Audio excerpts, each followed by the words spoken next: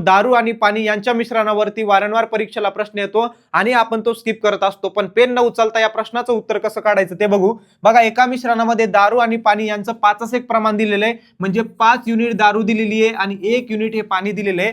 5 litre पाणी घातल्यानंतर म्हणजे यामध्ये जर आपण 5 लिटर पाणी ऍड केलं तर दारू आणि पाणी यांचं नवीन प्रमाण काय तयार होत असतं, 5:2 होत असतं. आता आपण एक कसं सॉल्व्ह करतो तर तिरकस गुणाकार करून 5चा गुणाकार 2 सोबत जर केला, 5 दुने 10 एक्स होणार आहे, 5 1 5, 5 एक्स, 5 5 किती होणार, 25 होणार. आता हे 10 एक्स आहे, 5 एक्स इकडे आल्यानंतर काय होणार, मायनस होणार. 10 एक्स मधून 5 एक्स गेले, 5 एक्स उरले बघा फक्त, आणि इकडे 25 उरलं. 5 इकडे गुणेला तिकडे गेल्यानंतर भागेला होणार, म्हणजे एक्स बरोबर 25 भागेला 5, 5 5 25, म्हणजे एका युनिटची किंमत 5 आली. तर दारू ही किती युनिट आहे, 5 युनिट आहे, म्हणजे 5 युनिटची किंमत किती येणार आहे, 5 5 25. तर दारू किती होती मग त्या मिश्रणामध्ये, 25 लिटर होती. आता अशाच पद्धतीने तुम्हाला जास्तीच्या प्रश्नांचा सराव करायचा असेल तर भाग 2 काळा घोडा हा प्रश्न संच आहे, त्यामध्ये तुम्ही अशा असंख्य प्रश्नांचा अभ्यास करू शकता.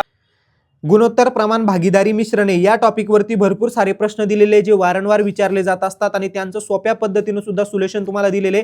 ज्या ठिकाणी ट्रिक्स आवश्यक असतील त्या ठिकाणी ट्रिक सुद्धा याच्यामध्ये दिलेले, म्हणजे एकाच टॉपिकचे तुम्हाला 200-300 प्रश्न सोडवायला मिळणारे वेगवेगळ्या प्रकारचे, आणि तुमचा सराव खूप चांगल्या पद्धतीने होणार, जेणेकरून तुम्हाला येणाऱ्या परीक्षेमध्ये त्याचा फायदा होईल, तुमची प्रॅक्टिस चांगली होईल आणि गणित बुद्धिमत्तामध्ये तुम्हाला आउट ऑफ मार्क त्या ठिकाणी मिळतील. जवळच्या दुकानामध्ये जाऊन पोलीस भरती ग्रंथ हे पुस्तक नक्की बघा आणि आवडलं तर 100% तुम्ही हे पुस्तक घेऊ शकता.